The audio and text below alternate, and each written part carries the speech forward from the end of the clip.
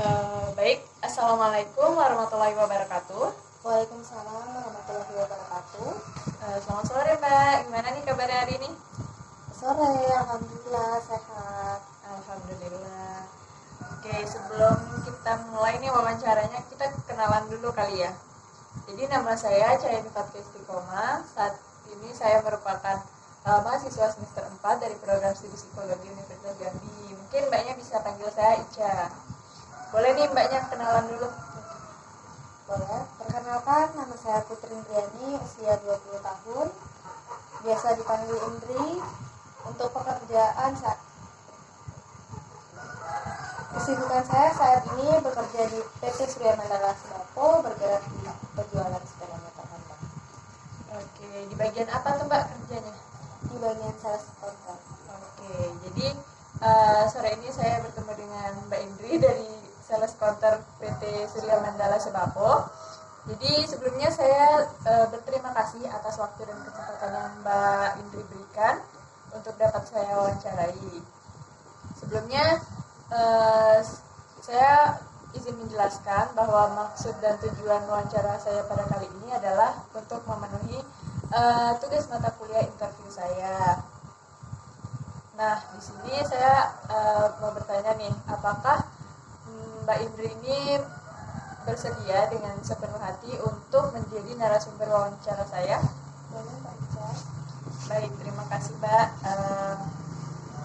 Jadi wawancara kita pada kali ini saya mohon izin untuk dapat merekam dan nanti saya akan mencatat jawaban-jawaban atas pertanyaan yang saya ajukan kepada Mbak Indri.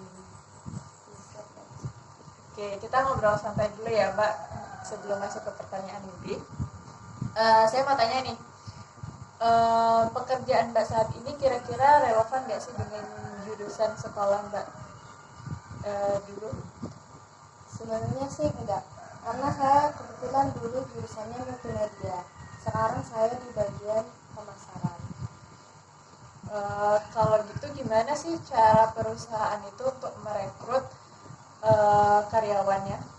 Biasanya kita di training, nanti ada trainingnya masing-masing di setiap karyawan baru itu pasti di training, nanti ada materinya. Berarti kalau gitu nggak mesti ini ya Mbak, nggak mesti apa namanya dari jurusan yang ditentukan gitu. Enggak. Berarti emang perusahaan itu membukanya untuk umum. Iya. Oke, jadi di PT Surya Mandala tadi, Iya. saya penasaran nih, saya mau tanya, gimana sih nilai-nilai yang diterapkan di perusahaan itu? Kalau yang pertama sih pasti kejujuran, terus disiplin, ramah, sama kerja sama tim. Untuk nilai-nilai itu diterapkan di semua bagian pekerjaan yang ada di perusahaan atau di bagian Mbaknya saja? Di semua karyawan, Pak. Berarti nggak cuma di sales counter aja ya Mbak? Boleh diceritain nggak sih gimana Mbaknya selama menjadi karyawan di sana itu untuk menerapkan nilai-nilai yang ada di sana? Iya boleh. Jadi kalau misalnya untuk di kejujuran sih kita jujur ke konsumen, misalnya ada kendala apa, misalnya ada mesinnya suaranya kasar, kita jujur sama konsumen suaranya seperti ini dan harus kita retur lagi ke gudang. Atau misalnya ada promo voucher yang konsumen belum tahu, kita jelaskan.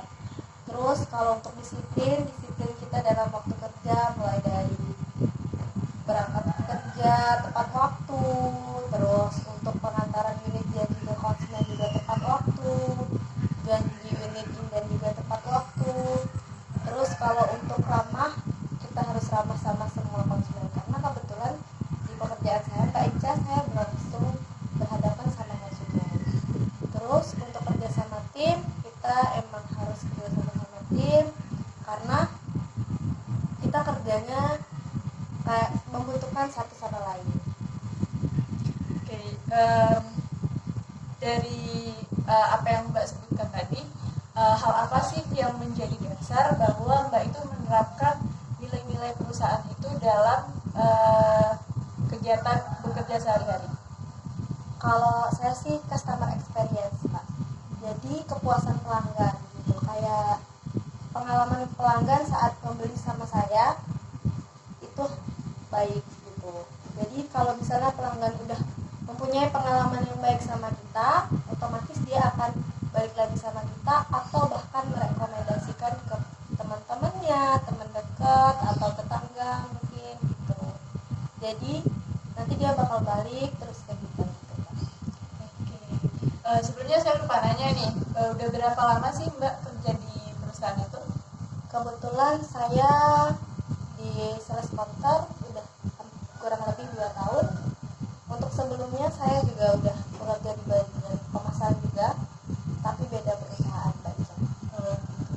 Berarti udah punya pengalaman kerja yang relevan sebelumnya ya Mbak?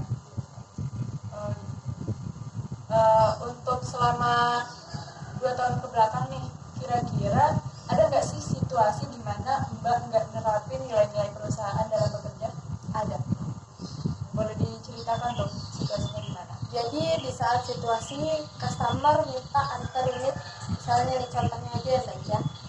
Jadi misalnya konsumen minta antar unit di hari ini. Kebetulan untuk hari ini sopir kita lagi keadaan sakit, nggak bisa diantar. Konsumen bilang kalau misalnya nggak diantar hari ini dia mau cancel. Nah itu kita mau nggak mau bilang kalau unitnya ada pelecetan atau mesinnya rusak dan yang mengakibatkan tidak bisa diantar di hari itu juga. Itu Pak Ica. Jadi kita berbohong lah sama konsumen itu. Berarti itu konteksnya nggak ini ya Mbak, nggak menerapkan nilai kejujuran. Ya. Tapi sesekali aja Pak Ica. Terus tadi kan permasalahannya tuh misalnya nggak nerapin nilai karena ada kendala. Iya. Gimana sih cara mengatasi hal tersebut? Cara mengatasi kendala tersebut, kalau misalnya kita nggak jujur, kadang kalau misalnya kita nggak berbohong, kadang konsumennya ngotot baca marah-marah gitu kan. Nah jadi kita mau nggak mau harus cari ya itu solusinya kayak agak bohong dikit sih, cuma nggak sering-sering. Berarti itu salah satu kendalanya ya Mbak? Iya. Untuk kendala dalam menghadapi pelanggan yang lain itu ada nggak sih Mbak? Mungkin boleh diceritain. Kalau kendala itu pasti ada baca, kayak misalnya customer sebelum pembelian unit udah kita cek motornya, ternyata setelah sampai rumah customer bilang kalau ada kendala suaranya kasar kayak gitu. Dan kostum customernya minta balikin, datang ke dealer marah-marah. Cuman untuk mengatasi itu semua, kayak kita cek dulu ke mekanik, mungkin emang suaranya yang seperti itu atau emang kesalahan dari customer. Kalau untuk misalnya udah dicek dari mekanik bilang emang kesalahan dari kita bisa bantu klaim. Jadi dari penerapan dan tidak menerapkan nilai-nilai perusahaan itu gimana sih hasilnya, baik ke diri Mbak sendiri maupun ke perusahaan? Kalau misalnya untuk menerapkan itu sih hasilnya baik Mbak Ica. Kalau misalnya kita tidak menerapkan tersebut, kita nggak tenang Mbak Ica. Hasil yang baik itu contohnya gimana Mbak? Hasil yang baik itu misalnya jadinya penjualan kita, customer itu tadi Mbak Ica, kayak customer experience tadi, dia puas dengan apa yang kita berikan, apa yang kita janjikan sesuai. Kalau yang enggak tadi enggak baik itu? Kalau misalnya yang nggak baik, dia kecewa dengan pelayanan kita, dia nggak akan balik lagi beli ke kita. Bahkan dia rela cari perusahaan yang lebih jauh dari kita karena dia nggak mau terulang lagi untuk yang pertama tadi. Dari pengalaman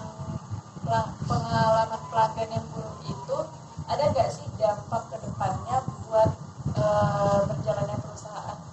Ada Mbak Ica. Jadi dia akan merekomendasikan ke teman-temannya sesuai dengan pengalaman dia yang kurang baik itu.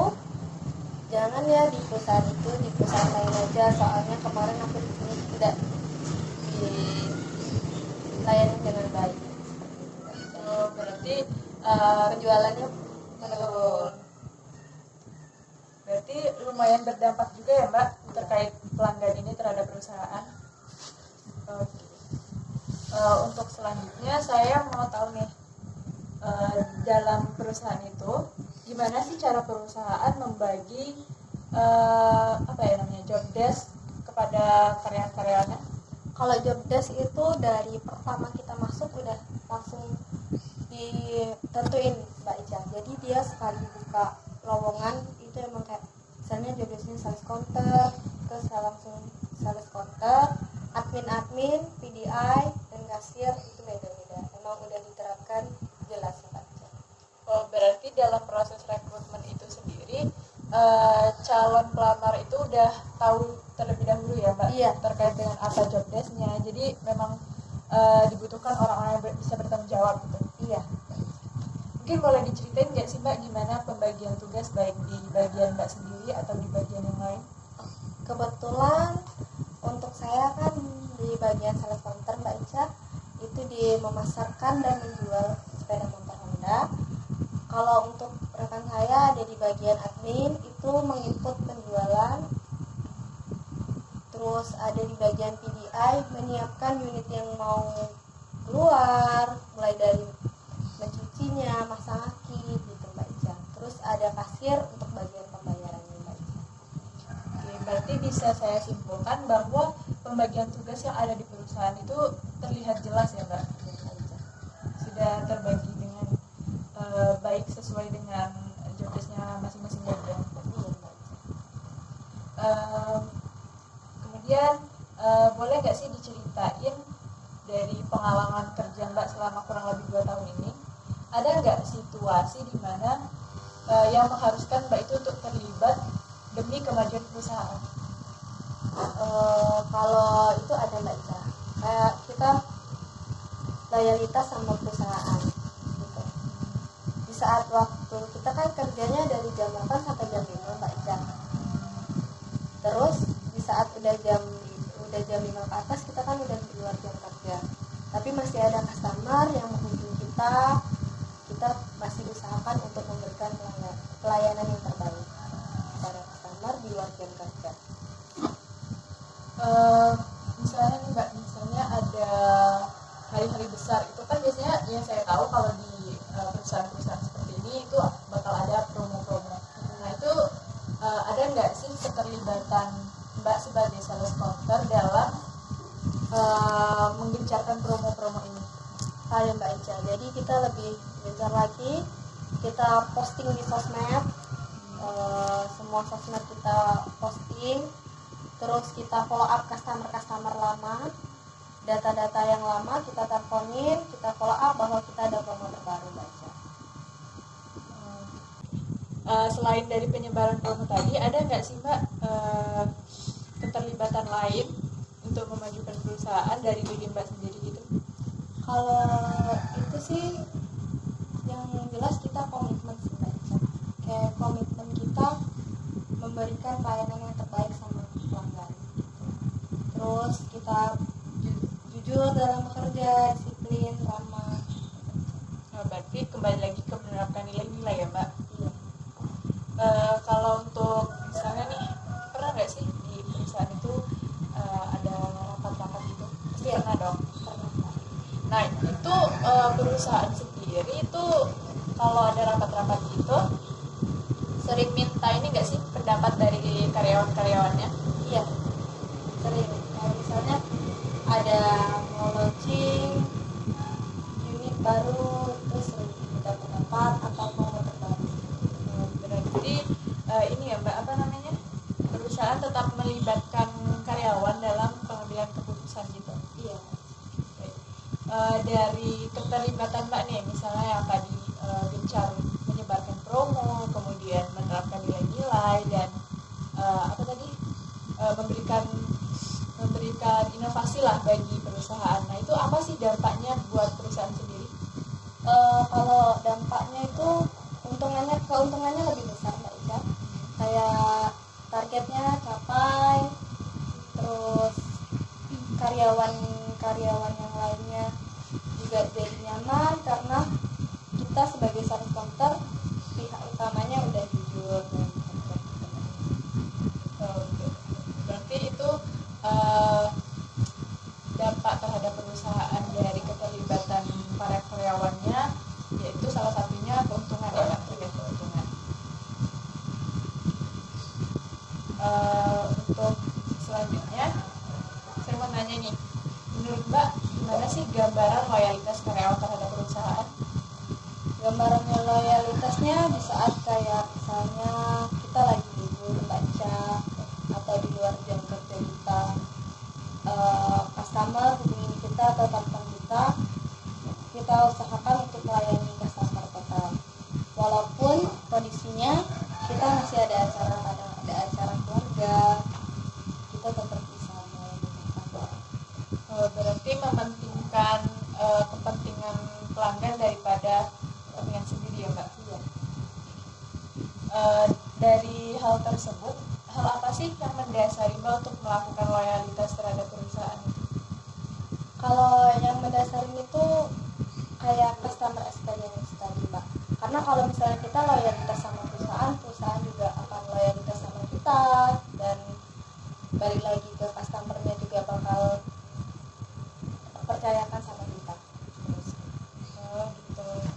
Dari apa tadi ya? Jadi kan Mbak ada nyebutin nih bentuk loyalitas perusahaan loyal terhadap kita. Nah, gimana sih bentuk loyalitas perusahaan terhadap karyawannya itu? Jadi kalau misalnya kita kerjanya dengan baik, biasanya kan kita jadi capai target aja. Nah, dengan kita capai target, perusahaan kasih reward ke kita. Berarti ada reward-rewardnya gitu ya? Iya, kayak seperti bonus gitu.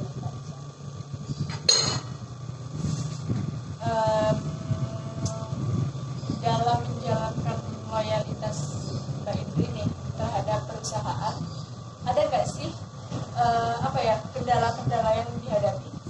Kendalanya ada sih Mbak Ica, kayak yang tadi saya ceritain.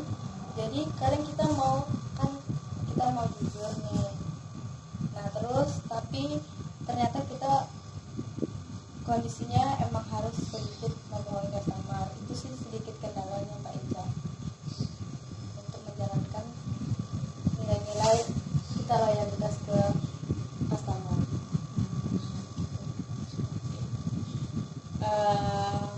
Selanjutnya dari sikap loyalitas yang Mbak lakukan untuk perusahaan itu, hal apa yang kira-kira Mbak dapat untuk diri Mbak sendiri? Kalau saya lebih ke keuntungan diri saya sih Mbak. Kadang customer walaupun mau beli apa aja dia bakal cari saya, karena saya mengusahakan customer cari apa saya bisa bantu, walaupun bukan hanya sekedar untuk kita. Jadi mau beli apa aja saya bisa bantu. Berarti apa ya? Seperti relasi terhadap pelanggan gitu Mbak? Iya. Kalau untuk perusahaannya sendiri itu gimana Mbak? Kalau untuk perusahaan sih ini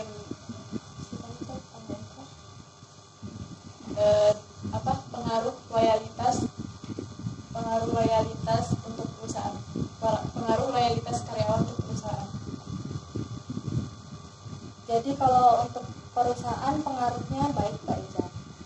Jadi perusahaan lebih maju, lebih berkembang, lebih dipercaya sama masyarakat.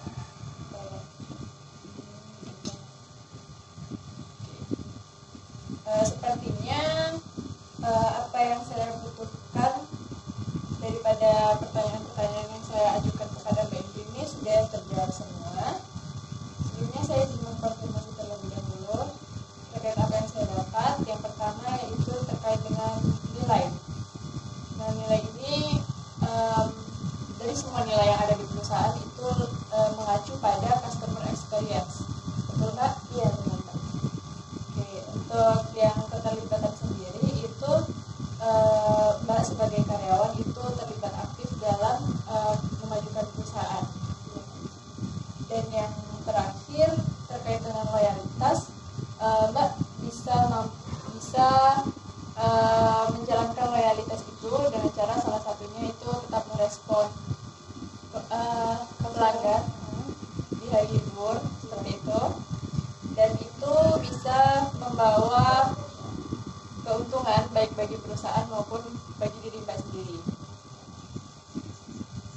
Saya ucapkan terima kasih kembali kepada Mbak Indri atas waktu dan kesempatan yang telah diberikan kepada saya untuk dapat mewawancarai Mbak.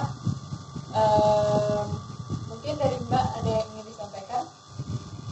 Terima kasih juga Mbak Ica sudah mempercayai saya sebagai narasumber di tugas kuliahnya Mbak Ica.